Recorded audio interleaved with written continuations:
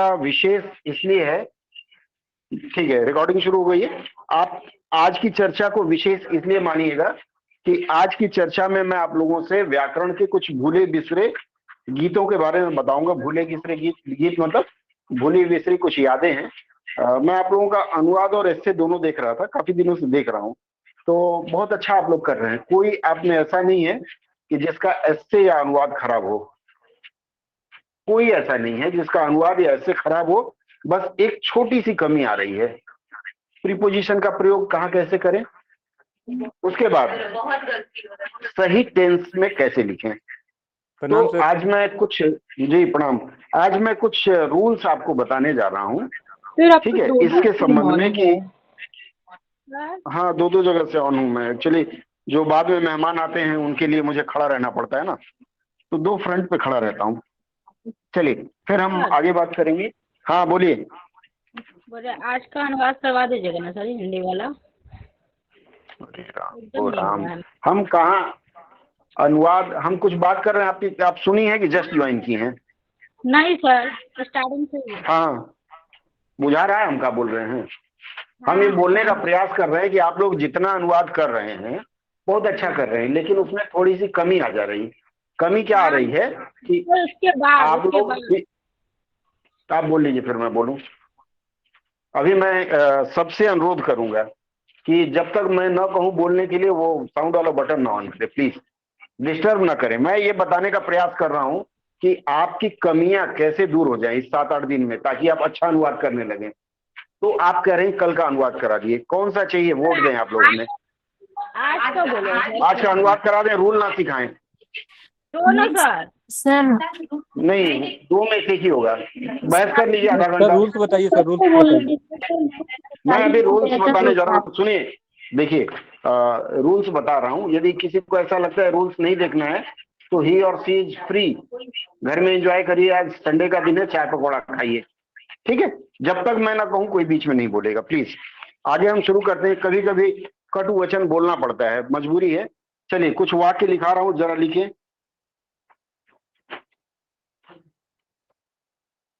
लड़कियां क्यों, लड़कियां बस से पाठशाला जाती हैं। पाठशाला, ऐसा मकान, ऐसा घर जहां पाठ किया जाता है उसे पाठशाला बोलते हैं। शाला मतलब कमरा या घर या मकान। चलिए,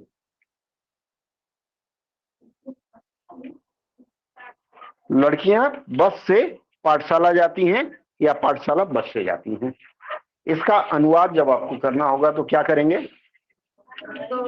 by bus girls go to school, नहीं, girls go to school, goes नहीं होगा रानी जी, गो स्कूल बाई बस। अब आपने एक चीज ध्यान दिया इसमें कि बस हमने लास्ट में क्यों लगाया? By bus girls go to school भी तो हम लगा सकते थे। लिखिए, रूल लिख लीजिए। Manner means and instrument. ये छोटे छोटे रूल हैं, कई बार आप पढ़ चुके हैं, भूल गए होंगे, इसलिए मैं फिर से याद दिलाता हूं। मैनर, मैनर मीन्स, MEANS, दिख नहीं रहा होगा जो मैं लिख रहा हूं। Manner means and instrument. Instrument तो आपको पता ही है। मैनर मीन्स एंड इंस्ट्रूमेंट ये हमेशा कहां लगते हैं? दरवाजा बंद करना था। मैनर मीन्स और इंस्ट्रूमेंट हमेशा, ये क्या है? ये चीजें, ये क्रिया विशेषण है। ये जो शब्द हैं मैनर, मीन्स और इंस्ट्रूमेंट, ये एक तरह से क्रिया विशेषण है, या अंग्रेजी में क्या कहेंगे इसे? क्रिया विशेषण है, शायद ध्यान नहीं है, इसको एडवर्ब कहते हैं। ये वाक्य के अंत में लगाते हैं, लास्ट में लगाते हैं। नोट कर लीजिए, क्योंकि इस तरह की छोटी छोटी गलती हम लोग खूब कर रहे हैं। हम लोग, मैं इसलिए बोलता हूं कि मैं अपने आप को आपसे अलग नहीं समझता, ठीक है। आगे बढ़े हम लोग। Yes sir. ठीक है, अब अगले वाक्य में हम चलते हैं। ये रूल आप लोगों ने लिख लिया, छोटे छोटे रूल, फटाफट आधा घंटा में हो जाएगा। एक तो हमारे आने वाले मेहमान भी बड़े तेज हैं, वो दिन भर आते रहते हैं, रखिए एडमिट करते जाइएगा। ठीक है, दूसरा लिखिए, एक और वाक्य लिखिए। दूसरा वाक्य कहता है ही पुट द पॉइंट वेल। इसकी हिंदी क्या होगी? ही पुट द पॉइंट वेल। इसकी हिंदी क्या होगी? पॉइंट को उसने अच्छे से रखा है। तो उसने उसने अच्छे से अपने अपना पक्ष रखा। उसने अपने इसमें पक्ष अच्छा रखा। इसमें पुट्स नहीं होगा। दूसरा है the point was well put. The point was well put.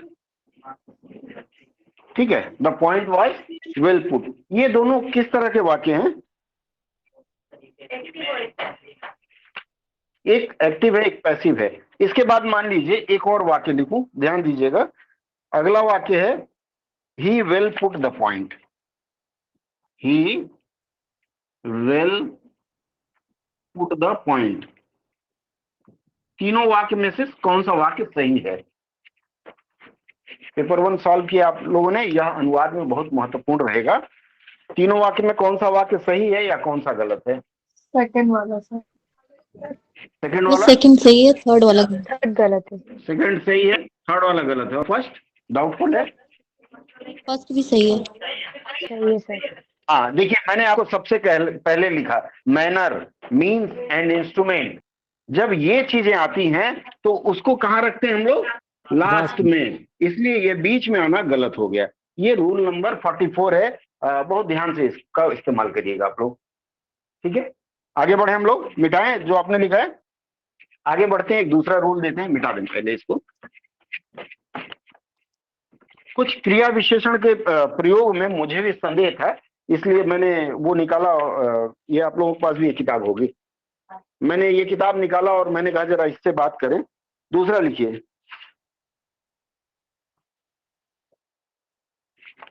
कुछ ऐसे वाक्य हैं, ठीक है, कुछ ऐसे वाक्य हैं जिसमें उल्टा आई लगाते हैं। इसको क्या बोलते हैं?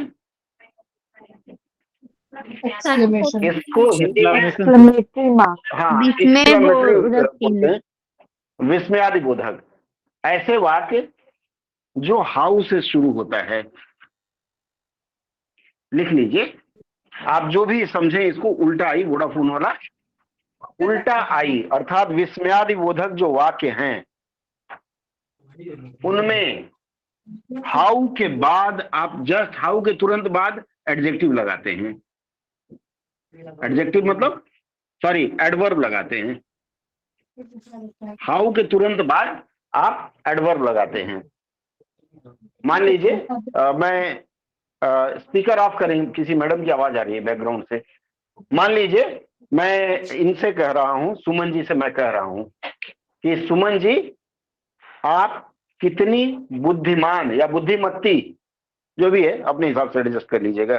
सुमन जी आप कितनी बुद्धिमती हैं। तो यहां बुद्धिमती या बुद्धिमान के लिए क्या लिखेंगे? How intelligent. मतलब ये जो हाउ वर्ड वगैरह रहता है ना, उसके बाद हाउ के बाद विशेष करके हाउ ब्यूटीफुल यू आर। मान लीजिए सुमन जी हमारी छोटी बेटी को देखी पहली बार, गोल मटोल सी, इतनी सी, 25 किलो वजन, 1.5 साल का बच्चा, बोली वाह कितना भारी है। How heavy she is.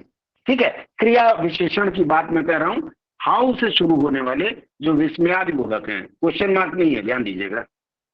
ठीक है, उसमें क्रिया विशेषण हमेशा हाउ के बाद लगेगा। क्लियर है? बोर्ड ब्लर यह है सर। जानना जरूरी। बोर्ड ब्लर है? चलिए, मेरी आवाज आ रही है ना? कैमरा मुझे ब्लर आप लोगों के सहयोग से जी सर। सर अभी अभी ठीक है? एकदम हुआ है। हाँ, मुझे आप लोगों के सहयोग से कुछ टेक्निकल चीजें सीखनी पड़ेगी। कमरे में 4 ट्यूबलाइट है, उसके बाद भी ब्लर है। ठीक है, थोड़ी टेक्निकल आइडिया दीजिएगा आप लोग। चलिए आगे बढ़ते हैं। इसके साथ ही एक और लेते हैं। एक होता है प्लेस, होता है, बात नहीं आपस में। इसके बाद एक होता है प्लेस, स्थान। मैं तुमसे मिलने कहाँ चलूं। ठीक है, प्लेस, इसको दिख रहा है ना जो मैंने लिखा है, दिख रहा है ना, मैं ही नहीं दिख रहा हूँ, मैं इनविजिबल मैन बन गया। अरे थोड़ा मैं भी दिखना चाहिए। ठीक है, एडवर्ब ऑफ प्लेस बोलते हैं इसको, adverb of place. Adverb of place भी वाक्य के अंत में लिखिए, खाली ताकि मत। एडवर्ब ऑफ प्लेस भी वाक्य के लिखना जरूरी है, देखिए, क्योंकि खाली सुनने से नहीं रहेगा, यहीं का यहीं रह जाएगा, फिर आप बोलेंगे छोड़ के आ गया, वापस कीजिए। एडवर्ब ऑफ प्लेस को व्यक्त करने वाले क्रिया विशेषण वाक्य के अंत में आते हैं। जैसे लिख लीजिए, फिर मैं बताऊं। एडवर्ब ऑफ प्लेस व्यक्त करने वाले क्रिया विशेषण, यह सब आपको अनुवाद के लिए लाभ करेगा और पैसेज लेखन में आप लोग बहुत गड़बड़ा रहे हैं। ठीक है, जैसे मान लीजिए पानी की बोतल लानी है मुझे। ठीक है, मैं सुमन जी से ही बात कर लेता हूँ, आज की खास मेहमान है हमारी। तो मैं सुमन जी के घर गया हूँ, सुमन जी से मैं बोल रहा हूँ, Suman ji where is the water bottle, where is the water bottle. मैंने प्रश्न किया, वेयर कहाँ पूछा, तो सुमन जी मुझे बताएंगी। सीमा क्या बोल रही हैं, सुमन जी मुझे बताएंगी कि it is on the place of भुइया। कहाँ है भुइया, स्थान हो गया, इट इज अपस्टेयर्स, या it is outside the room. जो भी हो, रूम जो है, प्लेस आप हमेशा कहाँ रख रहे हैं, वाक्य के अंत में। अब मान लीजिए मैंने आपको स्पेस टेक्नोलॉजी के ऊपर लिखने के लिए दिया, बोलिए। सर अगर पास में हो तो उसको बोलेंगे here it is. It is here, here it is, here it is, लेकिन हियर इट इज अमूमन एडवर्ब ऑफ प्लेस में नहीं व्यक्त होता है अमूमन। ठीक है, इट्स हियर बोलेंगे, हियर इट इज नहीं बोलेंगे।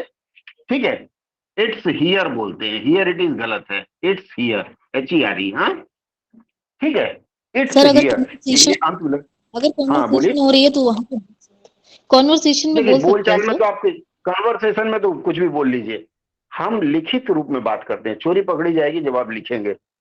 आप अंग्रेजी बहुत अच्छा बोलते हो या बोलती हूँ। मैंने एक मैडम पटना से फोन की थी, तो उनकी अंग्रेजी फर्राटेदार थी, मैं भी घबरा गया।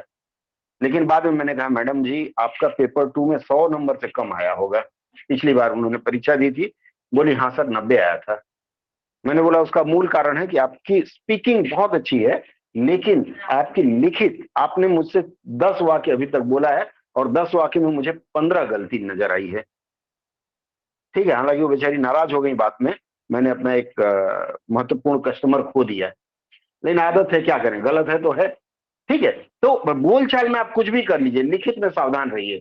समस्या हमारे साथ क्या है, हम जो बोलते हैं वही लिखते हैं। अगर मेरे गांव में घोड़ा को घोड़ा बोलते हैं लोग, ठीक है, मैंने बहुत लोगों को देखा है घोड़ा। ध्यान दे, ये सिर्फ बिहार वालों की बुराई नहीं कर रहा हूं, मैं सबकी कर रहा हूं। हम दिल्ली हरियाणा वाले क्या करते हैं, भारत के गृह मंत्री ने शपथ ग्रहण किया। अब बताइए, भारत को ही ग्रह बना दिया है, जबकि होना क्या चाहिए, ग्रह नहीं गृह मंत्री होना चाहिए। सर न्यूज़पेपर में भी यही यहाँ के आता भी है, लोग गृह कैसे मंत्री बोलते हैं। लिखा है। हाँ, तो लिखने वाला यही का होगा ना, भारत का ही होगा, विदेश का नहीं होगा। ध्यान दें, तो इसलिए कि कोई घोड़ा बोले उसको ह्यूमिलेट ना करें, अरे तुम तो ये बोलते हो, नहीं, गलत बात है, उसको सुधारिए कि बेटा घोड़ा नहीं घोड़ा बोलो। उसी तरह से अगर कोई गृह मंत्री बोलता है तो मैं सुधारता हूं, मैं बोलता हूं भारत ग्रह नहीं है, भारत देश है, उसका गृह मंत्री होगा। कभी हंसिए नहीं, हो सकता है कल हमसे अच्छी बोलने लगे। चलिए इसके बाद एक और लिखाऊं, जैसे मान लीजिए क्लास की बात हो रही है, क्लास कहाँ होगी। मैंने आज रमेश जी से पूछा, रमेश जी क्लास कहाँ होगी, तो उसको आप अंग्रेजी में कैसे बोलेंगे। क्लास मान लीजिए आपको छत पे कराना है, क्या कहेंगे उसको, the class will be held on, नहीं, अपस्टेयर्स।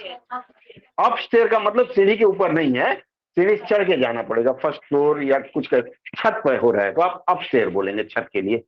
फ्लोर मतलब फर्श होता है। ठीक है, चलिए आगे बढ़े हम। एक और रूल है इसमें, चलिए एक ये लिखे हैं, दूसरे पे चलते हैं। लिखिए, वह कवि की अपेक्षा बेहतर, वह कवि की अपेक्षा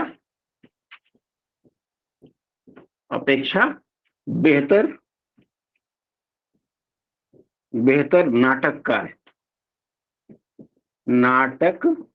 है। ठीक है, यहां हम लोग क्या कर रहे हैं, इस वाक्य में हम क्या कर रहे हैं, तुलना कर रहे हैं ना, कंपैरिजन कर रहे हैं। ऐसे वाक्यों में क्या होगा, यहां मैं आपको बताने जा रहा हूं, आप लोग आर्टिकल का प्रयोग करते हैं, ARTICLE, आर्टिकल में आता है ए, एन और द, कुछ लोग दी बोलते हैं, हम भी दी बोल जाते हैं कभी कभी। तो वह कवि की अपेक्षा बेहतर नाटककार है। ये आर्टिकल के प्रयोग में भी मैंने बहुत गलती देखा, द का प्रयोग कहाँ नहीं करना चाहिए, आज मैं वो बताऊंगा। मतलब आर्टिकल का प्रयोग कहाँ नहीं करना चाहिए, इस पर मैं थोड़ा सा ध्यान दूंगा। वह कवि की अपेक्षा बेहतर नाटककार है। क्या लिखेंगे हम लोग इसका, इसका होगा, वह के लिए क्या होगा, ही और शी है, वह क्या है, ही इज, क्या होगा यहाँ, better, he is a better, he is a better, क्या है, कवि की अपेक्षा। नाटककार को क्या बोलते हैं, ड्रामाटिस्ट। हाँ, इसको ड्रामाटिस्ट को DRUMM मत लिख दीजिएगा, DRAMM होता है, ड्रामा, ड्रम तो बजाने वाला होगा। ही इज बेटर पूरा समझ लीजिएगा आप लोग, ड्रामाटिस्ट। उसके बाद देन, ध्यान दीजिएगा, हम लोग अक्सर क्या करते हैं, देन ए पोएट लिख देते हैं। अगर आपने ए पोएट लिखा है तो यह वाक्य गलत हो जाएगा। जहां लिखते रहिएगा, जहां कंपेयर करते हैं, लिख लीजिए, जहां कंपेयर करते हैं, दो संज्ञा का कंपेयर जहां करते हैं, दो संज्ञा के बीच एक ही व्यक्ति का, ध्यान दीजिएगा, एक ही व्यक्ति का, दो संज्ञा के बीच क्या, ये संज्ञा नहीं है, ड्रामाटिस्ट विशेषण हो जाएगा, नाटककार विशेषण होता है, कवि विशेषण होता है। यही आप लोगों ने मार दिया हमें। ठीक है, लोगों का कहना है कि ये विशेषण है, नहीं दादा, विशेषण नहीं है। देखिए, जब एक ही व्यक्ति के लिए दो संज्ञा का प्रयोग हुआ हो, मतलब आपस में तुलना कर रहे हैं, तो ऐसी स्थिति में ए का प्रयोग सिर्फ एक जगह करेंगे, दूसरी जगह नहीं करेंगे। लिख लीजिए ध्यान से। अब ये चीज झलकता है जब हम वाक्य बनाते हैं, तब झलकता है, नहीं होना चाहिए। मतलब एक ही पर्सन के लिए दो, एक ही व्यक्ति के लिए जब दो चीज दिया गया हो, मतलब इससे बेहतर है। ठीक है, आप जैसे क्या लिखते हैं, आप जैसे खाना बहुत अच्छा बनाती हैं, हाँ, लिखेंगे कि आप पढ़ाई से ज्यादा, मतलब विद्वान से ज्यादा अच्छे बावर्ची हैं। दो चीजें हो गई, तो उसमें पहले वाले में ही सिर्फ ए का प्रयोग होगा, आर्टिकल का प्रयोग ये है।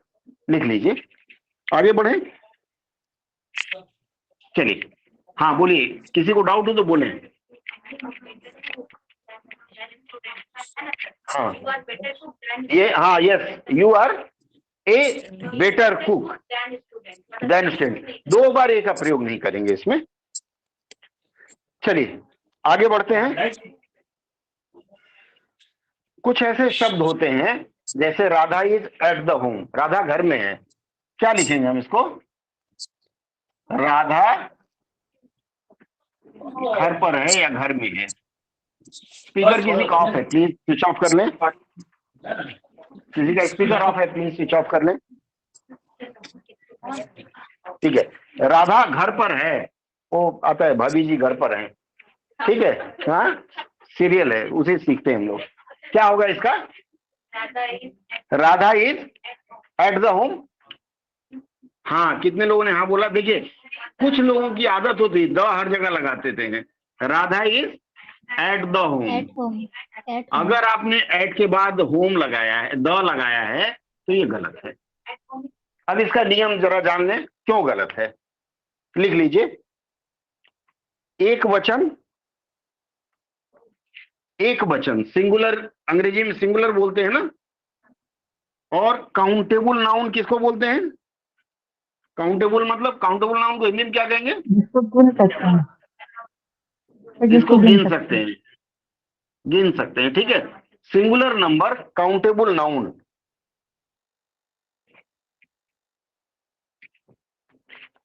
काउंटेबल नाउन के साथ अगर हम प्रीपोजिशन लगाएंगे, एट या फिर इन, ऑफ, ये प्रीपोजिशन होता है ना, ठीक है। काउंटेबल के नाउन के बाद अगर प्रीपोजिशन लगाएं और उसके बाद फिर ऑब्जेक्ट आ जाए,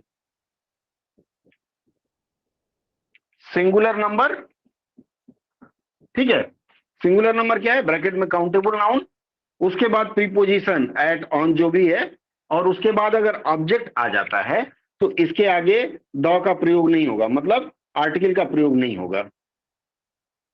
बड़े बड़े वाक्य लिखने में ये गलती होती है। मैंने ये कहा कि जैसे राधा घर पर है, ये घर जो है काउंटेबल नाउन में आएगा, गिन सकते हैं ना। तो राधा हो गया, राधा इज एट होम। ये जो होम है, होम क्या ऑब्जेक्ट है ना, बेसिकली राधा यहाँ सब्जेक्ट है और होम ऑब्जेक्ट है, ठीक है। ये जो ऑब्जेक्ट है उसके ठीक पहले प्रीपोजिशन आया है, क्लियर है।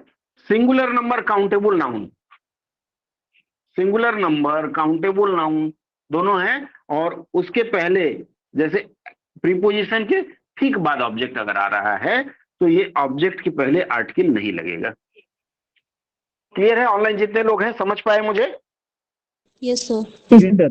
ठीक है, धीरे धीरे बताऊंगा ताकि समझ में आए। अगला चलते हैं। सर मे और पर में बोलिए। कंफ्यूजन है। किसमें? में और कब पर मे लगाते हैं, कब पर लगाते हैं, वो थोड़ा बता दीजिए। देखिए, अगर आप घिरे हुए हैं चारों ओर से तो वहां में लगेगा, ठीक है। और अगर आप किसी चीज के ऊपर हैं तो पर लगेगा, ठीक है। लेकिन ये जो घर के साथ पर और में दोनों का प्रयोग होता है, क्योंकि मान लीजिए आप घर पर हैं, एट, प्लेस जो है, प्लेस के लिए पर का प्रयोग करते हैं generally. I live at Hajinagar, ठीक है। आप बोलेंगे आई लिव एट हैदराबाद, ठीक है। प्लेस के लिए एट का प्रयोग होता है। उसमें जो घर है वो एक प्लेस भी है। घर के अंदर कमरा है तो कमरे के लिए इन लगेगा, जैसे पानी में तो in the water, at the water नहीं होगा, ठीक है। क्लियर है? पर मतलब किसी के ऊपर, सिर पर बाल नहीं है मेरे, ठीक है। तो उस तरह की चीजों का।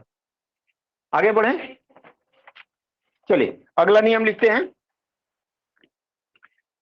जब दो संज्ञा, लिख लीजिए, जब दो संज्ञा, लिख लीजिए, फिर मैं इसका उदाहरण देता हूं।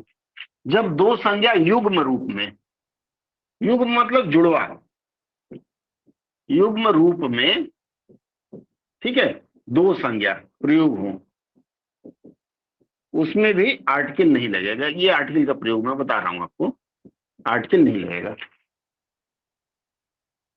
जब दो संज्ञा युग्म रूप में हो, ये छोटी छोटी गलतियां हम लोग बहुत कर रहे हैं। दो संख्या युग्म रूप में हो तो उसमें आर्टिकल नहीं लगेगा। जैसे मान लीजिए हमारे यहाँ सुमन जी और रोमा जी दोनों बहनें हैं, या फिर सुमन जी के भाई का नाम सरोज है, ठीक है। तो मुझे अगर लिखना होगा, बताना होगा कि सुमन और सरोज दोनों भाई बहन हैं, तो they are brother and sister, not brother, लिखेंगे they are brother, brother and sister. यहां द का प्रयोग जनरली कर देते हैं, ये नहीं करना है, ठीक है। ब्रदर्स नहीं लिखेंगे, they are brothers and sisters नहीं लिखेंगे, दे आर ब्रदर, क्योंकि भाई बहन एक एक है ना। मानिए ये चार होते हैं, सुमन, सन्नी, सहेली, तब ब्रदर्स एंड सिस्टर्स बोल सकते थे। अगला लिखे, मिटाएं। इसके बाद नाम आता है हम लोगों का, पहाड़ का नाम लिखना हो, लिख लीजिए। पहाड़ का नाम चोटी का नाम और द्वीप का नाम, ज्योति बात नहीं, पहाड़, चोटी और द्वीप। द्वीप में अंडमान निकोबार द्वीप है ना, पहाड़, चोटी और द्वीप, ठीक है। पहाड़, चोटी और द्वीप, अगर इनका नाम अलग अलग आए, अलग अलग हो, अलग अलग का मतलब जैसे माउंट आबू पहाड़ है तो उसके आगे द का प्रयोग नहीं होगा। अंडमान निकोबार द्वीप समूह, उसके आगे द का प्रयोग नहीं होगा। लिख लीजिए, पहाड़, चोटी या द्वीप, अलग अलग नाम जब अगर आए तो उसके आगे आर्टिकल का प्रयोग नहीं होगा, ठीक है। Mount Kailash, mount Everest, the नहीं लगाएंगे, द माउंट एवरेस्ट नहीं लगाएंगे, हाँ, जो भी है नहीं लगाएंगे। इधर है, दे दीजिए। आगे बढ़े। उसके बाद आता है सबसे कठिन काम है धार्मिक पुस्तकों का। जब हम धार्मिक ग्रंथ की बात करते हैं जैसे गीता, कुरान, बाइबल, तो हम उसके आगे द लगाते हैं। The Gita, the Quran, the Bible लगाते हैं। लिख लीजिए, धार्मिक पुस्तकों के आगे द का प्रयोग होता है, लेकिन जब उसके लेखक का भी नाम आ जाए साथ में। हाँ बोलिए। जैसे जो हिमालय है तो उसका आगे तो द लगता है ना। क्या क्या नहीं सुन पा रहा हूँ। सर हिमालय के आगे तो द लगता है ना। द हिमालय कब लगता है? द हिमालय कब लगता है? वो विशेष रूप से जब प्रयोजन करना हो, जोर देना हो, ठीक है। 2-3 पहाड़ों में से जब मुझे बताना हो कि द हिमालय इज रीचेस्ट या is the richest mountain of the world, लेकिन अगर मुझे कहना होगा, क्या होगा, ज्यादा दिक्कत हो रही है आंख में, कुछ खाई नहीं है, हैं? 1 मिनट रुकिएगा, इधर आइए, हाथ दिखाइए, कुछ गिर गया होगा आंख में। नहीं, धूप में आया है ना। चलिए वो दिखाइए। छोटा मछली। चलिए मैंने वो दवाई लगा दी, अभी ठीक रहेगा। चलिए हम आगे बढ़ते हैं। लेकिन अगर लेखक साइलेंट, अगर लेखक का नाम भी आए तब द का प्रयोग नहीं होगा। जैसे Valmiki Ramayan,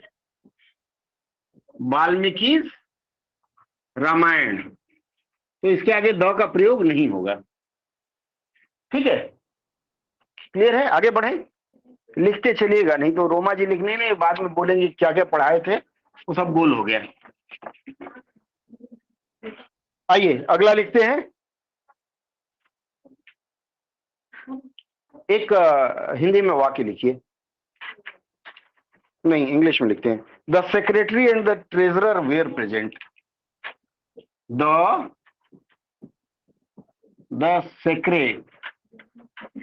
secretary and the treasurer.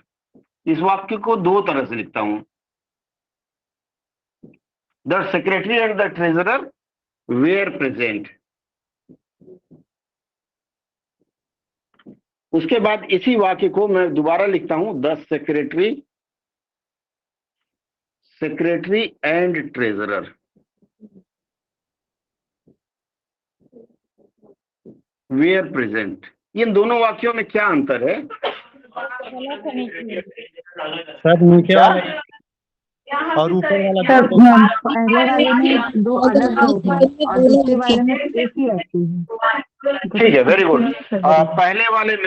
पहले वाले में 2 बार द लगा है, इसका मतलब 2 व्यक्ति हैं।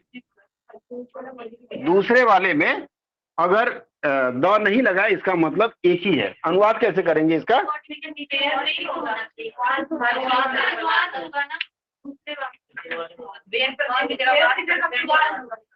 वाज होगा, ठीक है। चलिए, हाँ अभी एक चीज ध्यान दीजिएगा, इसका जब अंग्रेजी में तो 2 व्यक्ति को दर्शाने के लिए हमने द का प्रयोग किया है। हिंदी में ऐसा कोई चलन नहीं है। हम लिखेंगे सचिव व कोषाध्यक्ष।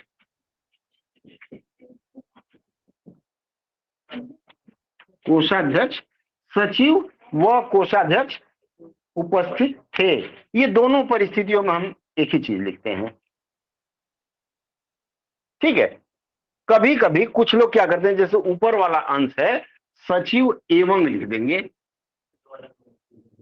दो अलग व्यक्ति हो जाते हैं। लेकिन आमतौर पर आप देखेंगे कि लोग एवं नहीं लिखते हैं, सचिव व कोषाध्यक्ष। मतलब दोनों के लिए हिंदी में एक ही शब्द का प्रचलन है, इसलिए आप बच गए, कोई कंफ्यूजन नहीं। अगर the secretary and the treasurer लिखा है, उसके लिए भी सचिव व कोषाध्यक्ष लिख दीजिए, एनीथिंग हो सकता है, सेक्रेटरी की जगह प्रेसिडेंट हो सकता है, ये शब्द बदल सकते हैं, ध्यान रहेगा। चलिए आगे हम बढ़े, एक और वाक्य लेते हैं, इसके बाद मैं थोड़ा सा अनुवाद कराऊंगा, दुखी ना हो, अनुवाद जरूर होगा। ठीक है, खुश हो गए लोग कि चलो व्याकरण के नियम से पीछा छूटा।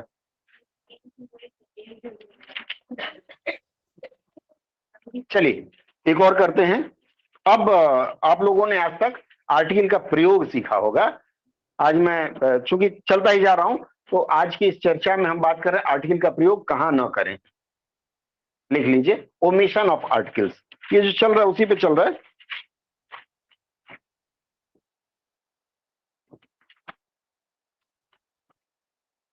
आप लोगों को नाउन पता है ना, नाउन में कॉमन नाउन होता है। कॉमन नाउन किसको कहते हैं? जातिवाचक संज्ञा। चलिए एक हिंदी का शब्द लिखिए, मनुष्य नश्वर है। मनुष्य नश्वर है,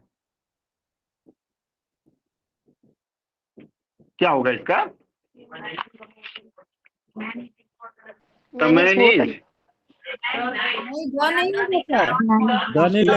होगा। वेरी गुड, एकदम सही आप लोग बोले हैं, द नहीं होगा। देखिए क्यों द नहीं होगा, ये जो मनुष्य क्या है, यहाँ कॉमन नाउन है या फिर जातिवाचक संज्ञा है, और जातिवाचक संज्ञा का व्यापक रूप में प्रयोग जब करते हैं तो वहां द का प्रयोग नहीं होता है। लिखना चाहे तो लिख सकते हैं। मनुष्य नश्वर है, मतलब मनुष्य जहां होगा वो मरेगा ही मरेगा, व्यापक रूप में प्रयोग हुआ है, तो उसके साथ द का प्रयोग नहीं होगा। लिख लीजिए, कॉमन नाउन या जातिवाचक संज्ञा। इंग्लिश में क्या नश्वर का इंग्लिश में? Man is mortal, MORTAL, mortal MORTAL, man ही होगा, वहां MEN नहीं। ये मेन का प्रयोग नहीं करेंगे। मैंने आपको क्या कहा, मेन नहीं होगा, मेन गलत है, मैन मतलब मनुष्य हो गया, बात नहीं। इसी तरह से एक महिलाओं के लिए लिख लें,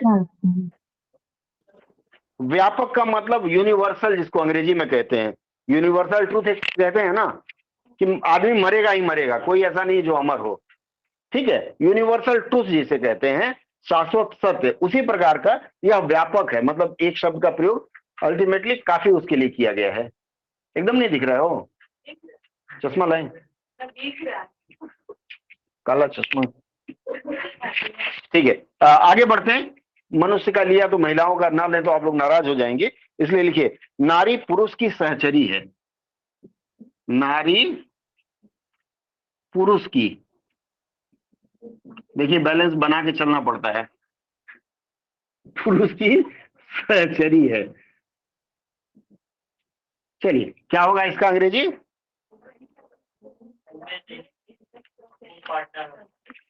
ये नारी के लिए द वुमेन लिखेंगे क्या? क्योंकि यहां भी सहचरी, मतलब जहां नारी होगी वो पुरुष की सहचरी होगी। ठीक है, तो यहां नारी के लिए वुमेन लिखते हैं, WOMAN, MEN नहीं लिखेंगे। उसके बाद क्या लिखेंगे? नारी इज है ना, इज लिखा हुआ है, क्या है, किसकी सहचरी है? Better half sir, better half. नहीं बाबा, बेटर हाफ तो पत्नी हो जाएगी। मैंस मेट, MATE, दोस्त। सहचरी मतलब साथ चरण करने वाली, विचरण करने वाली, जो साथ चले, कभी मिले नहीं, दो पहिए के जैसे। ठीक है, वुमेन इज मैंस मेट, है सोल मेट, बिल्कुल सहचरी उसको बोलते हैं, मतलब साथ में चलने वाला। ठीक है, आगे बढ़े। अरे नो कमेंट्स। ठीक है, आगे बढ़ते हैं। लेकिन कभी कभी द का प्रयोग कर देते हैं। कहाँ करते हैं? लिख लीजिए, विशिष्टीकरण बोलते हैं। जरा हिंदी से ही बताता हूं, स्पेशलाइजेशन जिसको कहते हैं, विशिष्टीकरण। विशिष्टीकरण इसको बोलते हैं, लिख लीजिए, करण अर्जुन वाला नहीं, विशिष्टीकरण। विशिष्टीकरण मतलब किसी पे विशेष रूप से भाव, किसी को भाव दिया जा रहा है, तो विशिष्टीकरण के फलस्वरूप यहां एक होता है भाववाचक संज्ञा।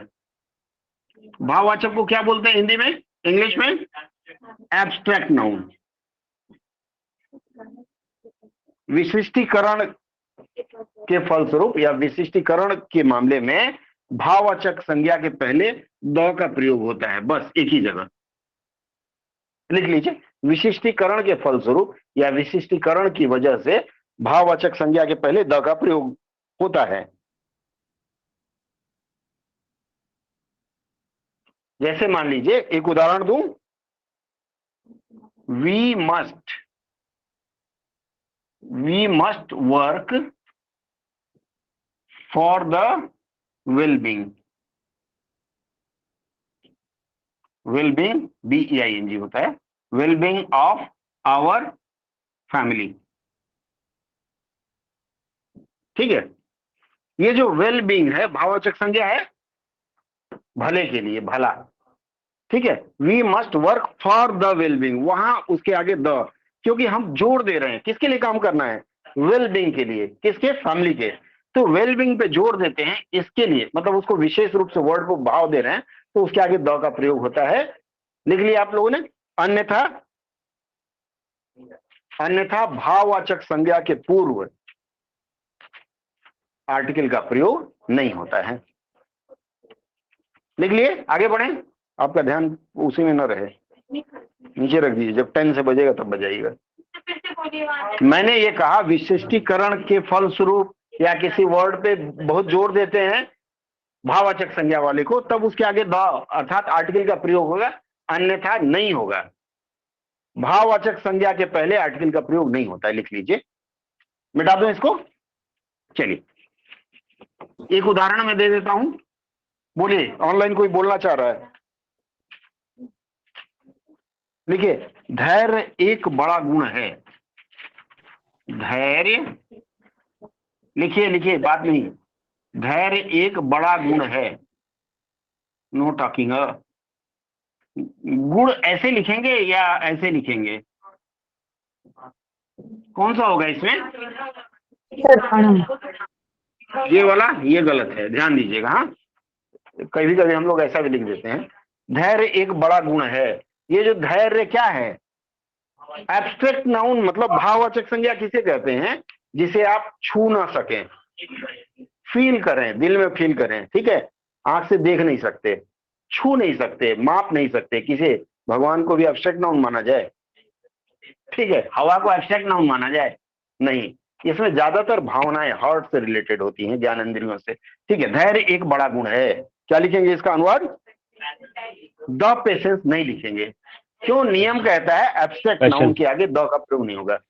आज तक मैं प्रयोग करता रहा हूं, मैं अपनी गलती मानता हूं, आज से गलत। ठीक है, अब आज मुझे पता चला कि एब्स्ट्रैक्ट नाउन के पहले द का प्रयोग नहीं होगा, तो आइंदा नहीं करूंगा।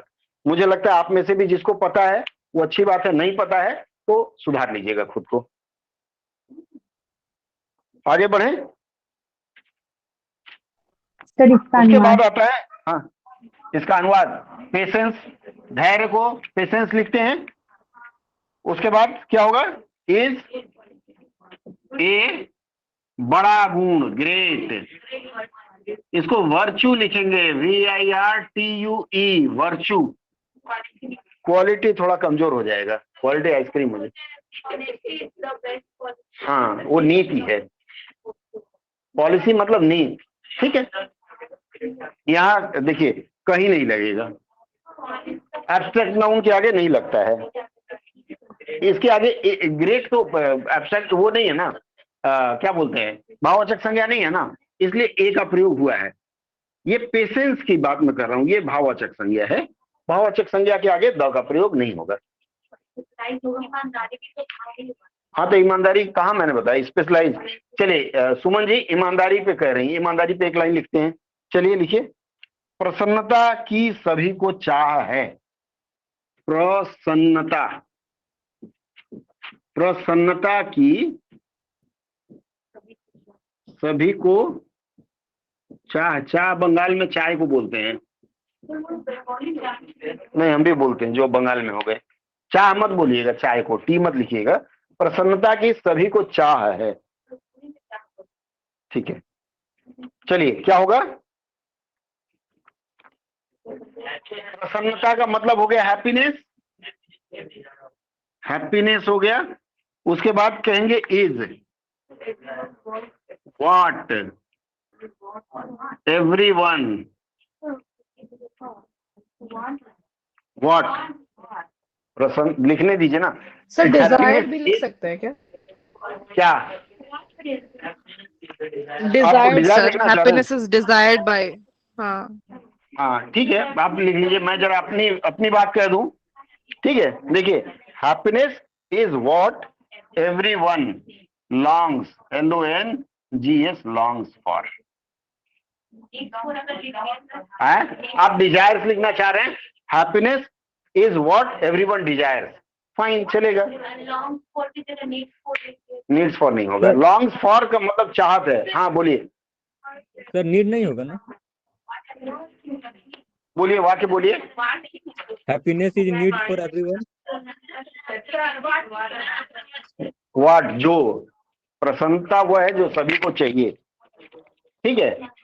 बाकी आपका अपना वर्सन है, happiness is the need of everyone आप लिखना चाह रहे हैं, लिख लीजिए, ठीक है। पर ये ज्यादा सुंदर है, मैं जरा अंग्रेजी को सुंदर बनाने का प्रयास कर रहा हूं।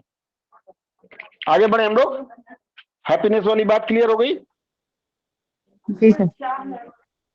चाह मतलब चाय नहीं है, चाह के लिए लॉन्ग्स लिखा है मैंने, चाहत कुछ लोग डिजायर लिखना है, लिखिए ना, क्या दिक्कत है, उल्टा हो जाएगा।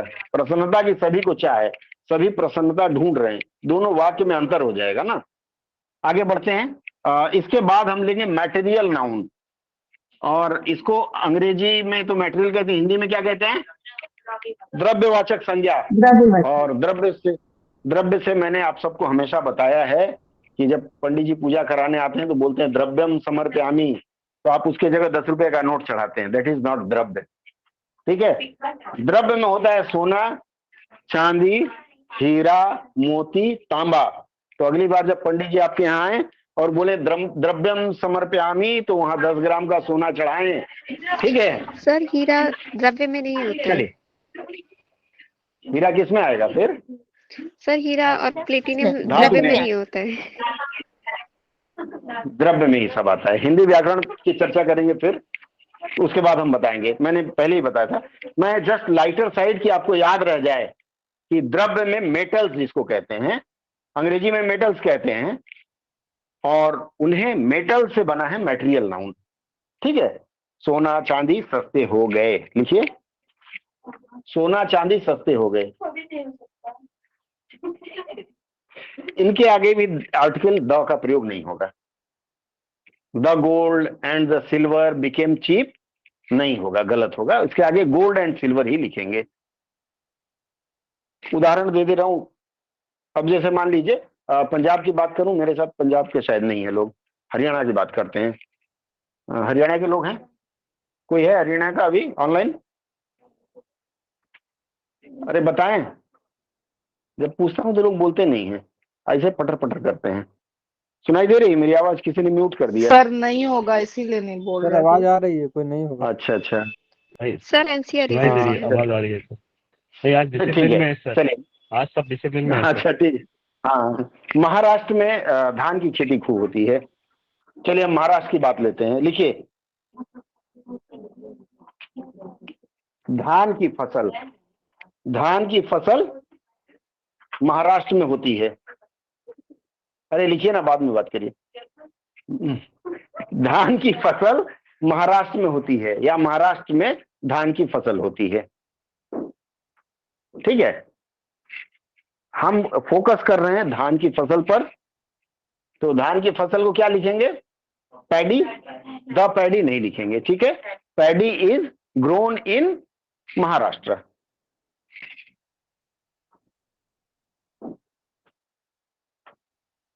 एक और मैं जरा कंफ्यूजिंग बात करता हूं, ठीक है। कंफ्यूजिंग बात यह है, लिखिए पिंकी जी, हवा और पानी मानव के लिए आवश्यक हैं। हवा और पानी मानव के लिए आवश्यक हैं। बोर्ड पे लिखूं या चल जाएगा इसे? हवा और पानी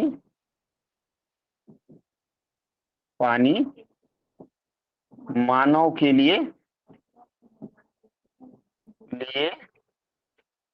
आवश्यक है। दूसरा वाक्य लिखिए।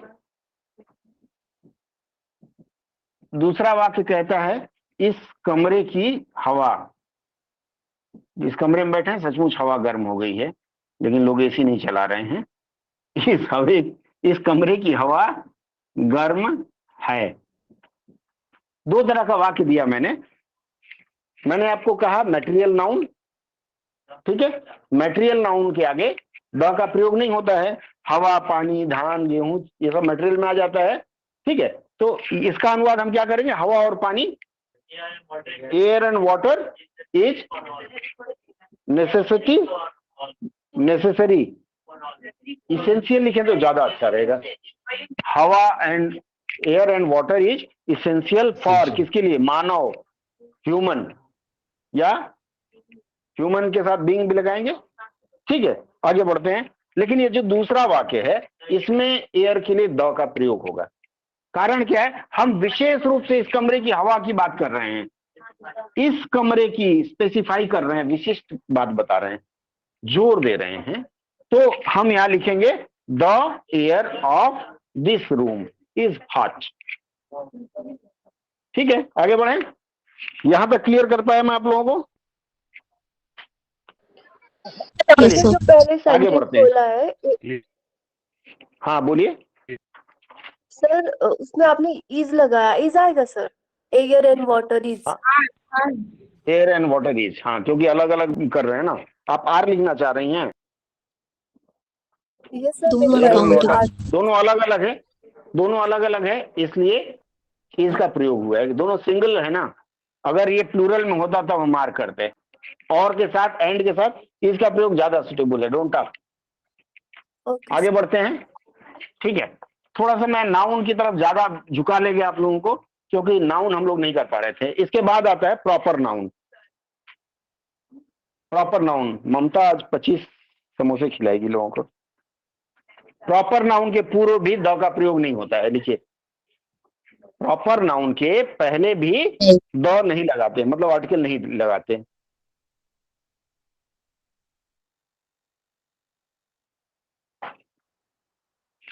जैसे मान लीजिए कि कोलकाता सुंदर शहर है। Calcutta is beautiful city, is अभी बोल सकते हैं, ठीक है।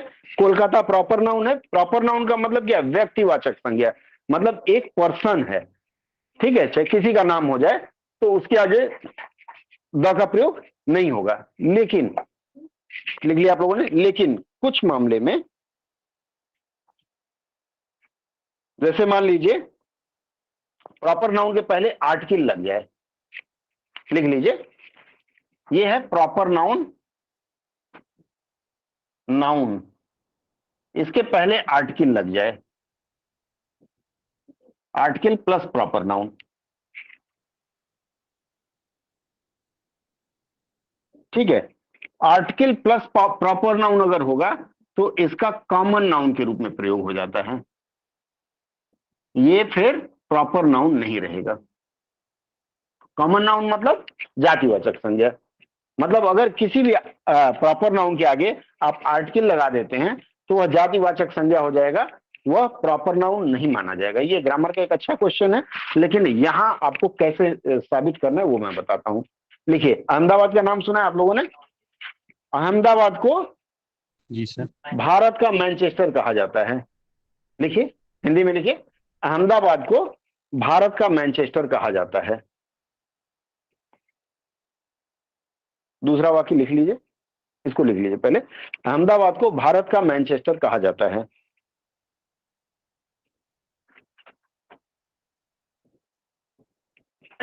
ठीक है, इस एक और वाक्य लिखिए, मुंशी प्रेमचंद को भारत का शेक्सपियर कहा जाता है। किसी को कहा जाता हो, मैंने मुंशी प्रेमचंद को मान लिया, उन्हीं को कहा जाता है। ठीक है, सूरदास, सूरदास, किसको? नहीं, सूरदास को नहीं, मुंशी प्रेमचंद को कहा जाता कालिदास सर कालिदास सर कालिदास। है। ठीक है, कालिदास को, ठीक है, लिखिए कालिदास को आप प्रेमचंद ही लिख लीजिए, मैं तो आपको व्याकरण सिखा रहा हूं। ठीक है, अभी यहां क्या होता है, Ahmedabad, Suman, Ahmedabad is the Manchester of India लिखेंगे।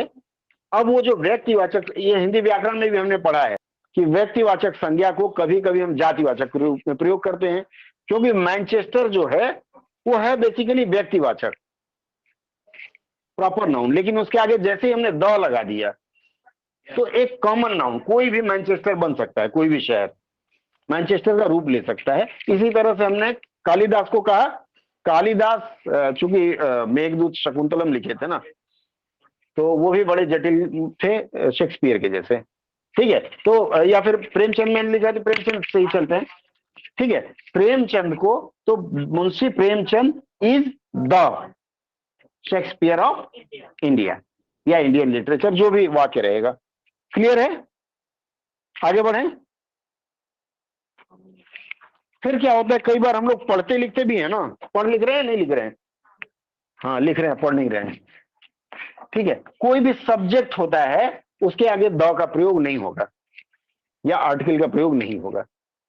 सब्जेक्ट मतलब विषय, जो पढ़ाई लिखाई वाला है, SUBJECT, विषय, इसके पहले आर्टिकल का प्रयोग नहीं करेंगे। उदाहरण के लिए लिख लीजिए, फिर मैं बताऊं। इसको याद रख पाएंगे आप लोग ना? आने वाले 11 दिनों में याद रहेगा। मैंने कहा था ना कि अब 10 दिन में थोड़ा सा धमाकेदार चीजें बताऊंगा आपको, और ये लॉन्ग रन में आपको लाभ करेगा, विशेषकर 11 तारीख को। चलिए, सब्जेक्ट मतलब विषय, जैसे मान लीजिए मैंने मैनेजमेंट पढ़ा, मैंने मेडिकल साइंस पढ़ा, मैंने इतिहास पढ़ा, तो क्या लिखेंगे? I studied management, comma medical science, comma history, comma comma लिख करके चलते जाएंगे। ठीक है, द का प्रयोग नहीं करेंगे, I studied the Hindi, the अंग्रेजी नहीं करेंगे। क्लियर है? आगे बढ़े। उसके बाद होता है, एक जगह हम लोग लगाते हैं, जानते हैं कहाँ? जब किसी को उपाधि देते हैं, जैसे मैं कहूं, नहीं जैसे बोलते हैं ना, अभी हमने शेक्सपियर ऑफ इंडिया का उदाहरण लिया, इसी तरह से मैं कहूं कि वो एक आता था मोगली वाला, देखा आप लोगों ने? हाँ, द जंगल बुक। ठीक है, Mowgli is the king of, या Mowgli was the great character of jungle. पदवी वगैरह जब देते हैं, जैसे Raja Bhoj was the king of king, राजाओं के राजा थे, ऐसी स्थिति में द का प्रयोग कर लेते हैं बाद वाले सब्जेक्ट के साथ। ठीक है, आगे बढ़े। आप लोगों को सकर्मक क्रिया अकर्मक क्रिया याद है? अंग्रेजी में ट्रांजिटिव वर्ब इंट्रांजिटिव होता है, पता है ना? ठीक है, क्या आपस में एक दूसरे को? हाँ सर, जिसमें वर्ब नहीं होता है। वेरी गुड, लिखिए। सॉरी, ऐसे जिसमें phrase- जिस वर्ब में ऑब्जेक्ट कर्म, कोई बात छोड़ दीजिए, लिख लीजिए, पहले नियम लिख लीजिए। ऐसे फ्रेज जहां ट्रांजिटिव वर्ब, ब्रैकेट में सकर्मक क्रिया लिख लीजिए, ऐसे वर्ब जहां सकर्मक क्रिया या ट्रांजिटिव, सही में आंख में जलन हो रही है, कमरे में कुछ है क्या? हाँ, ऐसे वर्ब जहां सकर्मक क्रिया अर्थात ट्रांजिटिव वर्ब के बाद उसका कर्म आता है। कर्म मतलब ऑब्जेक्ट।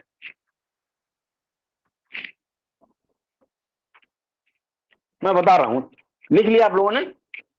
ट्रांजिटिव वर्ब के बाद सब्जेक्ट आता है, सॉरी ऑब्जेक्ट आता है। हाँ, ट्रांजिटिव वर्ब के बाद ऑब्जेक्ट आए। ठीक है, ये फ्रेज मतलब वाक्यांश होता है। फ्रेज बहुत बड़ा हाथी घोड़ा नहीं है, ठीक है ना? ऐसा फ्रेज लोग बोलते हैं, मैं डर जाता था, डरता बहुत हूं।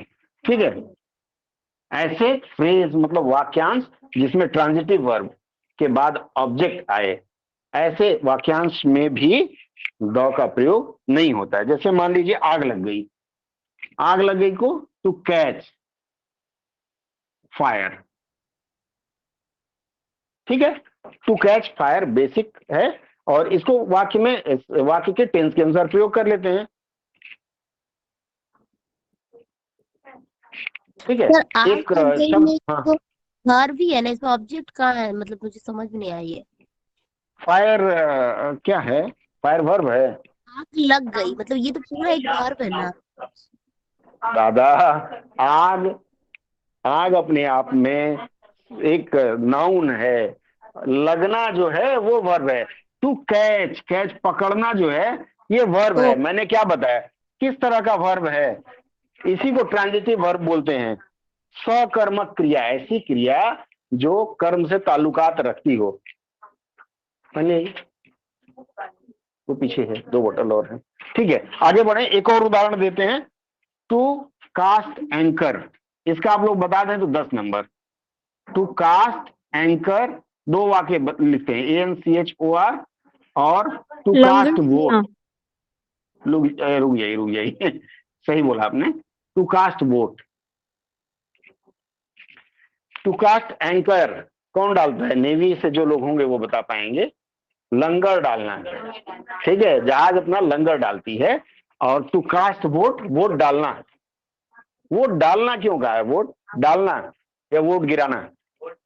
वो बक्सा होता है ना, वो तो आजकल बटन दबा दे हैं, वो तो बक्सा में डालते थे पहले, इसलिए कास्ट होता है, ठीक है। आगे बढ़े, एक और वाक्य समझ में आ रहा है ना? कहाँ जहां डाउट हो पूछ लीजिएगा। ऑनलाइन वाले आप लोगों को यहां तक बातें स्पष्ट हो पाई, हाँ या ना? क्लियर है सर। जी सर। जी। कास्ट एंकर मतलब एंकर गिरा देना और वोट डालना, लेकिन यहाँ एंकर डालना होता है, लंगर डालना। लंगर ऐसे छोड़ देते हैं तो डल जाता है, भारी होता है। उसी तरह वोट का, वोट डालते हैं, बक्से में ले जाके पेपर पे ऐसे मारे और बक्से में डालते हैं, ठीक है। इसके बाद वाले अंश में यहां तक क्लियर हो तो बस छोड़ दूं, दूसरा चलूं। अब इसके बाद मैं थोड़ा सा आप लोगों को प्रीपोजिशन का प्रयोग बता दूं। क्या थक गई? नहीं सर, बैटरी है ना अभी? चलिए, प्रीपोजिशन में ज्यादा नहीं, 5-6 प्रीपोजिशन में बताऊंगा जिसमें बहुत कंफ्यूजन होती है। सबसे पहला प्रीपोजिशन आपको देता हूं मैं, अबाउट। मतलब प्रीपोजिशन का अलग अलग स्थान में अर्थ बदलता है। इसमें पहला प्रीपोजिशन आएगा अबाउट, लिख लीजिए।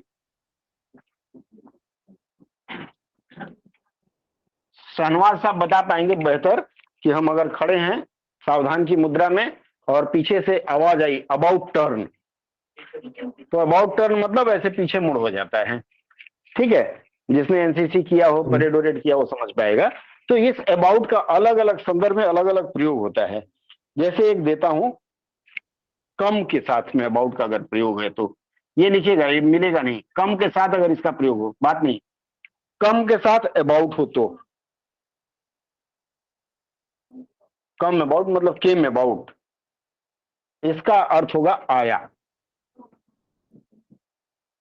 केम अबाउट मतलब आया, ठीक है। समय होता है बेसिकली, समय के साथ इसका प्रयोग होता है। लगभग इसको कह सकते हैं हिंदी में। जैसे आप इसका उपयोग करें तो आई केम अबाउट 5 o'clock, ठीक है। कुछ लोग अराउंड भी लिखते हैं। तो समय के साथ अगर प्रयोग होता है, कम वगैरह है, तो इसका मतलब समय का प्रयोग होगा, ठीक है। उसके बाद अगर ये किसी व्यक्ति के बारे में, मिटाऊं इसको, अगर ये अबाउट का प्रयोग किसी व्यक्ति के बारे में हो, अबाउट हिम प्रयोग कर दिया मैं, यह हर हो गया, तो यहां अबाउट का मतलब होता है बारे में। इतना तो स्पष्ट है, बारे में तो पता है, हम लोग अक्सर एक दूसरे के बारे में बोलते हैं, अपने बारे में भले ना बोलें, ठीक है। चलिए इसके बाद अगला लेते हैं, what are you about, Hindi लिखिए इसका, what are you about.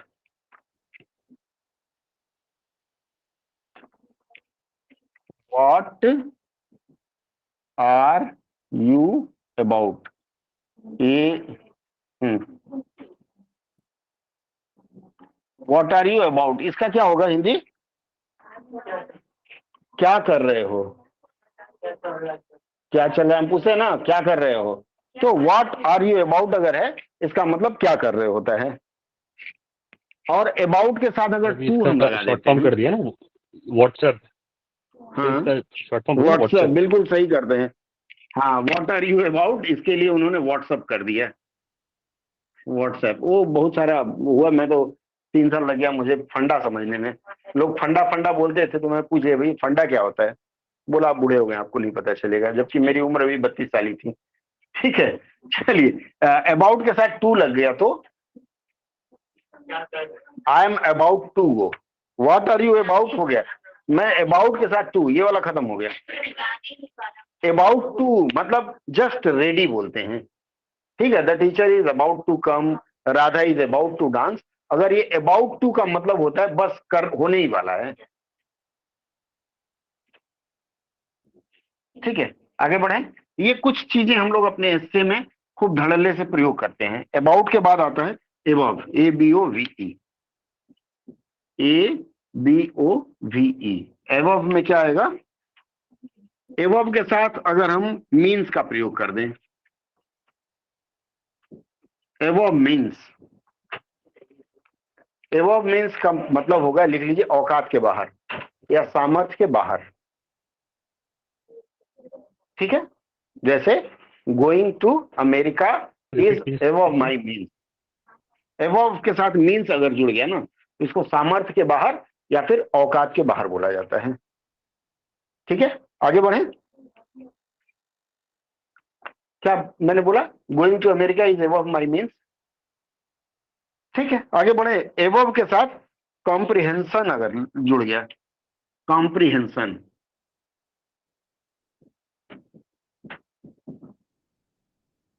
Comprehension, comprehension का मतलब हो गया कि समझ के बाहर, समझ के परे बोलते हैं ना। एबव कॉम्प्रिहेंशन हो गया तो यहां समझ हो गया। जैसे मान लीजिए आप लिख रहे हैं जुडिशियरी पर, आप एक लिख रहे हैं, ठीक है, किसी ने लिखा था जुडिशियरी के ऊपर, ज्योति ने लिखा था, तो ज्योति ने लिख दिया था कि in present days the decision of judiciary is above comprehension, मान लीजिए, ठीक है, एबव कॉम्प्रिहेंशन। तो जजमेंट जो दिया जा रहा है वो समझ के बाहर है, इसी संदर्भ में इन्होंने लिखा होगा। ठीक है, आगे बढ़े हम लोग। ठीक है, इसके बाद एबव के साथ एक सस्पिशन प्रयोग होता है, SUSPICION, अक्सर पुलिस में प्रयोग होता है, संदेह के परे।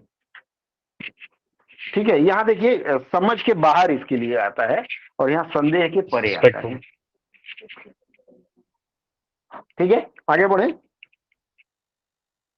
मिटा रहा हूं मैं। इसके बाद एबव के बाद जो अगला शब्द आएगा वो है एक्रॉस, ए क्रॉस, नदिया के पार, संदेह के परे। एक्रॉस जो शब्द आता है, अगर मैं किसी स्थान के लिए क्रॉस का प्रयोग करूं, एक्रॉस रिवर हो गया या स्ट्रीट हो गया, इसके लिए क्या लिखेंगे? दूसरी ओर, दूसरी ओर। ठीक है, कुछ लोग हम लोग पार भी लिख लेते हैं, उस पार बोलते हैं। ठीक है, लेकिन इसका सही प्रयोग होगा दूसरी ओर। ठीक है, सुमन जी पानी पीजिए। आगे बढ़े हम लोग। एक्रॉस के साथ अगर मान लीजिए किसी व्यक्ति के साथ सेम एक्रॉस लिख दिया गया तो क्या लिखेंगे हम लोग? केम अक्रॉस मतलब भेंट होना। जैसे while in the market I came across Poonam, लिख लीजिए, उदाहरण लिख लेंगे तो याद रहेगा। ठीक है,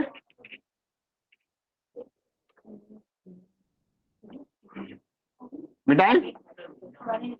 एग्जाम में बोला ना, while in market I came across Poonam, बाजार में था, पूनम से भेंट हो गई। अक्रॉस के बाद मैं अगला शब्द बताऊंगा आपको, आफ्टर, AFTER। बचपन में आपने पढ़ा होगा, Jack and Jill went up the hill, ठीक है, जैकवा केम आफ्टर। चलिए आगे बढ़ते हैं। आफ्टर में देखिए, अगर मैं कहूं, सुनिए ध्यान से, Radha is after money. After के बाद मनी का प्रयोग करें अगर हम, राधा इज आफ्टर मनी, क्या होगा इसका?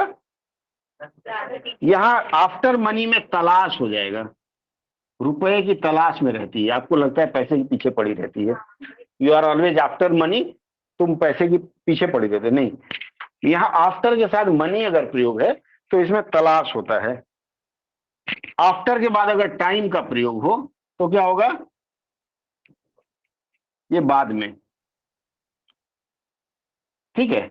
आफ्टर के बाद अगर टाइम का प्रयोग हो, कम आफ्टर 4 o'clock, 4 बजे के बाद आओ। और आफ्टर के बाद समवन का प्रयोग हो तब पीछे पड़ना, किसी के पीछे पड़ना, ठीक है।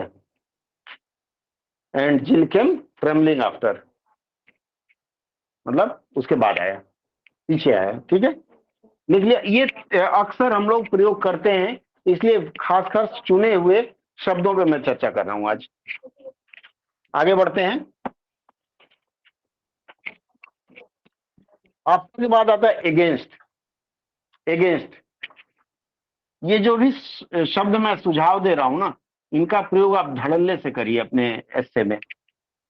अधिकतर लोग, हम लोग 90% लोग अंग्रेजी कम जानते हैं, ग्रामीण अंचलों से हैं या शहरों से भी हैं, तो अंग्रेजी क्या पढ़ना, मलयालम पढ़े, तेलुगु पढ़े, तमिल पढ़े, अपनी भाषा टूटी फूटी अंग्रेजी, तो उसी टूटी फूटी को जोड़ने के लिए ये सब है।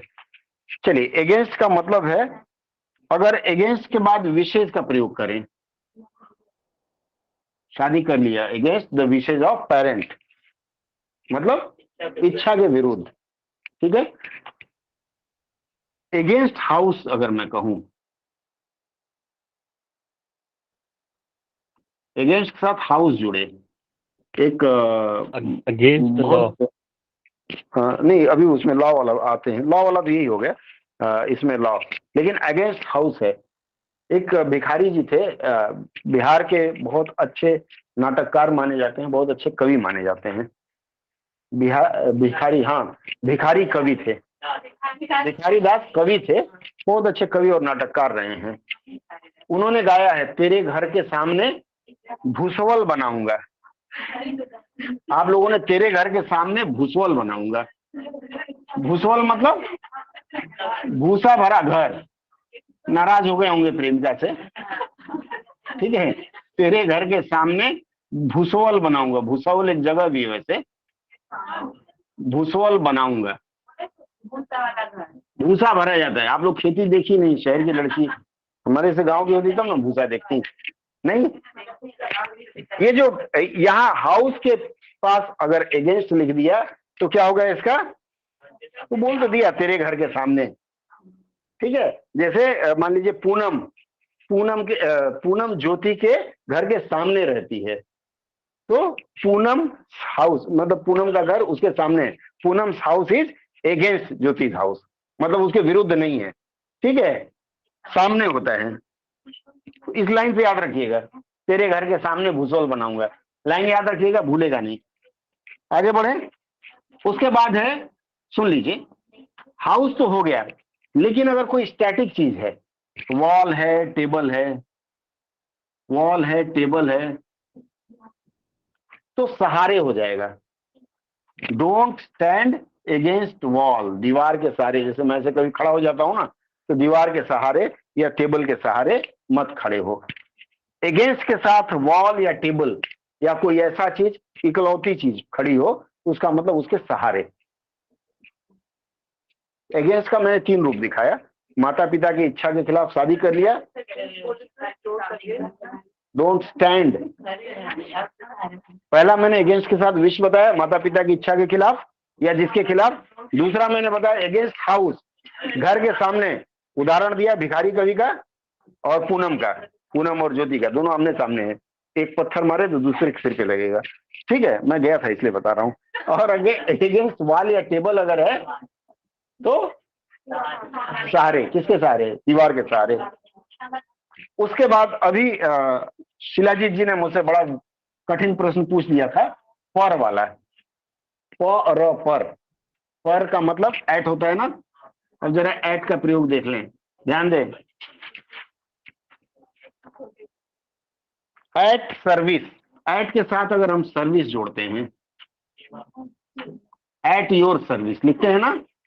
बात नहीं सीमा जी, वो जबरदस्ती बात कर रही है। एट योर सर्विस, आपकी सेवा में। उसके बाद है एट मर्सी, एट के साथ मर्सी का प्रयोग करें। मर्सी का, एट मर्सी मतलब दया पर। उसके बाद क्या, आंख फड़क रहा है, कुछ खबर ही आएगी। I take you at your word, ये लिखिए। एक और, I take you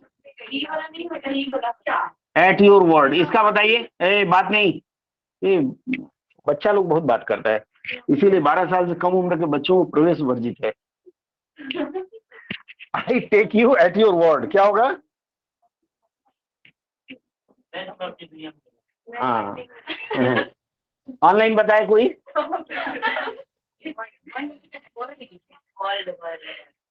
I take you at your word, मैं तुम्हारी बात पर विश्वास करता हूँ। Sir world slip of pen हो गया है। ठीक है, चलिए। इसी तरह मैंने आप लोगों को सिखाया है ना, धीरे धीरे चल चांद गगन में, धीरे धीरे चल चांद गगन में। वहां होगा एट, ये तो आप लोगों को फ्रेज पता है, at snails, at snails speed. Snails होता है स्नेल्स या snail? At snail speed, snails नहीं होता है, एट स्नेल स्पीड, घोघा। ठीक है। हाँ, उसके बाद सर इसका एट के मतलब पहले अगर वो धीमी गति से, धीरे धीरे सर अभी एट का प्रयोग I take you at your word sir at snail space होगा सर। वो तो खत्म हो गया, मुझे आप पर विश्वास है। आई टेक यू एट नहीं योर सर, अगर वर्ड, बाई बोले तो I take you by your word, उसका क्या होगा मतलब? बाई वर्ड भी वो वही आता है, मुझे तुम्हारी बातों पर विश्वास है। ठीक है, I take you at your word, मुझे तुम्हारी बात पर यकीन है, इसका होगा। अच्छा, एट के पहले गुड एट हो गया तो सबको तो पता है गुड एट अच्छा है, she is good at math. ठीक है, होशियार जिसको कहते हैं, वो अंग्रेजी में होशियार है। एक और, एट आर्म्स लेंथ, ये बहुत अच्छा है, आधे से ज्यादा लोग गलत बताते हैं।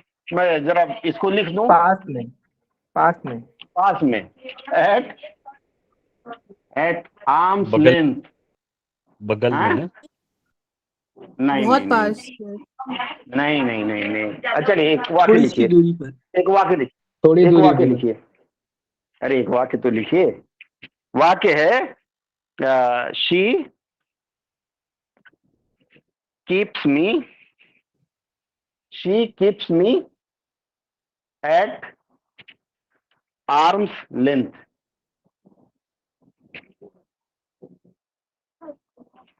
दूरी बनाए रखना। यस, दूरी बनाए रखना, मुझे अपने पास नहीं आने देती।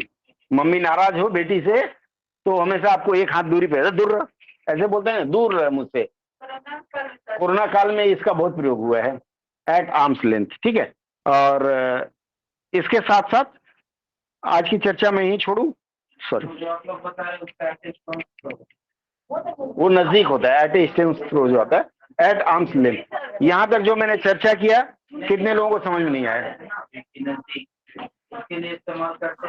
ठीक है, का क्या था?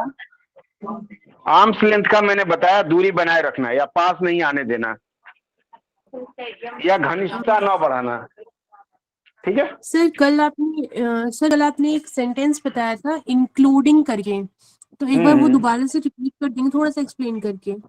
अरे याददाश्त कमजोर है, सेंटेंस बताइए तब मैं बता पाऊंगा। मतलब अगर कोई सेंटेंस इंक्लूडिंग करके लिखा है तो आपने बताया था कि उसके बाद कुछ यूज करते हाँ हैं। मैंने, वेरी गुड अवंतिका ना, अवंतिका का यह प्रश्न है, सुनिए आप लोग। जैसे कई जगह आता है, सीमा, कई जगह ऐसे प्रश्न आता है कि हमारे दिमाग में भूसा के अलावा, हमारे दिमाग में भूसा के, अरे हंसने वाली क्या बात है, हो सकता है हमारे दिमाग में भूसा के अलावा रुपए पैसे का ख्यालात भी भरा हुआ है। लिखिए, हमारे दिमाग में भूसा, हर तरह का अनुवाद करना चाहिए, हंसना नहीं चाहिए इसमें, और थोड़ा सा ऐसे हंसी मजाक वाला होगा तो आनंद भी आएगा। हमारे दिमाग में भूसा के अलावा रुपये पैसे का ख्यालात भी भरा हुआ है। मैंने, देखिए, मैंने गीतों का अनुवाद करके अनुवाद करना सीखा और उसमें रस लिया। इसी तरह से मजाक वाली चीजों का अनुवाद करेंगे ना, फिर अनुवाद खराब नहीं होगा। भूसा के अलावा या भूसा के साथ ही, ठीक है। ऐसे जो वाक्य हैं, मैंने कल बताया था, अवंतिका का प्रश्न है, ऐसे जो वाक्य हैं, ये जो अलावा जो शब्द है उसको अंडरलाइन करिए आप लोग। अलावा के बाद वाला जो है उसका पहले अनुवाद होगा और अलावा के पहले वाला बाद में अनुवाद होगा। तो सबसे पहले कहां है? मेरे दिमाग में। मेरे दिमाग में कहां रहेगा? अभी अभी मैंने आप लोगों को बताया, yes, place, adverb of place कहां जाएगा? लास्ट में। तो मेरा दिमाग लास्ट में जाएगा, ठीक है। या फिर शुरू कर सकते हैं, माई, दिमाग को, माइंड इज, देयर इज भूसा एंड, बोलिए आप लोग, बोलिए, बोल नहीं रहे। पहले आएगा रुपए पैसा एलॉन्ग विथ भूसा, ठीक है। भूसा बाद में आ जाएगा। क्लियर है अवंतिका? नहीं? Yes sir. किसका क्लियर? नहीं क्लियर हुआ? ज्योति? सर एक सेंटेंस और। हाँ बोलिए। नहीं, एक मिनट होल्ड ऑन, इन लोगों का क्लियर नहीं हुआ, ये लोग आंख बंद करके सोच रही हैं। सर इसका बता दी ना अच्छे से क्लियर क्या होगा। Apart from the thoughts of, क्या थॉट ऑफ या थॉट्स ऑफ रुपया पैसा, मनी, मनी लिख लीजिए, हो जाएगा। मनी एंड कॉइन मत लिखिएगा, money comma, my mind is full of, क्या? भूसा। भूसा को गार्बेज, भूसा को क्या बोलेंगे? भूसा, स्ट्रॉ, डस्ट, डस्ट, जो लिख लीजिए, भूसा को भूसा ही लिख लीजिए, भूसा को भूसा ही लिख लीजिए, क्योंकि अंग्रेज भूसा नहीं बनाते हैं, ठीक है। सांस्कृतिक चीजें, अपार्ट फ्रॉम, हाँ, वो भूसा वाला बाद में आ जाता है। या फिर आप ये लिख सकते हैं कि my mind is filled with thought of money and money along with भूसा, भूसे के साथ ही, ठीक है। क्लियर है ना ये? अब समझ में आया? अवंतिका आप अगला, हाँ बोलिए, बोलिए। इंक्लूडिंग से कोई सेंटेंस बताइए। अपार्ट एंड अलोंग विद तो आपने कराया था शायद। सब एक ही चीज है, इंक्लूडिंग मतलब उसमें भरा हुआ है, ठीक है। चलिए इंक्लूडिंग करते हैं। हाँ, एक वाक्य बताइए इंक्लूडिंग से, हैं? वो कल भूल गई। इसके साथ ही लिखते हैं ना,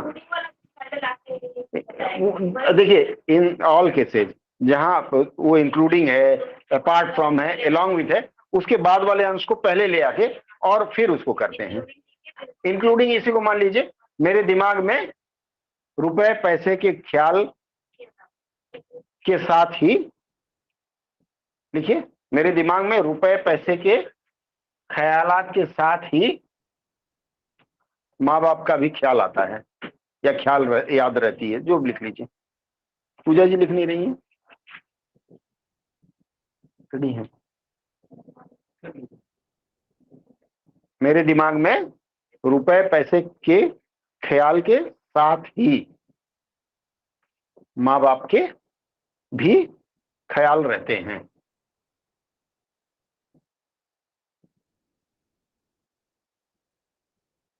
ठीक है, इसमें साथ ही को इंक्लूडिंग लिख लेंगे। देखिए ये जो 3 शब्द हैं, अपार्ट फ्रॉम, उसके अलावा, along with और इंक्लूडिंग, दोनों लगभग एक हैं। कुछ लोग इंक्लूडिंग लिख देते हैं, कुछ लोग along with लिख देते हैं। अमूमन along with का प्रयोग हम लोग करते हैं जब व्यक्ति हो, लिख लीजिए। along with का प्रयोग हम लोग अक्सर करते हैं कि जब व्यक्ति का प्रयोग करना हो, लिविंग थिंग्स का प्रयोग करना हो, और इंक्लूडिंग हर जगह चलेगा। ठीक है, और कोई प्रश्न? along with का प्रयोग अक्सर हम लोग मनुष्य के साथ, जीवित प्राणियों के साथ करते हैं, और इंक्लूडिंग जो है वो सब में चल जाता है। हाँ, कुछ कल के लिए छोड़ दीजिए, नहीं तो फिर आज यही रह जाएगा। दीपक सर का क्लास भी करेंगे आप लोग, ट्रांसलेशन कल सिखाएंगे, कल उस पर हम चर्चा करेंगे रात में 9 बजे, चाय पे चर्चा। और कोई प्रश्न? 8 बजे तो हम आते ही हैं। तो ट्रांसलेशन नहीं करवा? अभी दीपक सर का क्लास है, इम्पोर्टेंट क्लास है। हाँ, दीपक सर तैयार हैं, तो आप लोगों की वजह से 10 मिनट लेट हो रहे हैं। ठीक है, चलिए फिर कोई प्रश्न ना हो तो आप 5 मिनट का ब्रेक ले सकते हैं। हैव ए ब्रेक, फिर दीपक सर तैयार हो रहे हैं। कितना बजा? 4 मिनट का ब्रेक है आप लोगों का।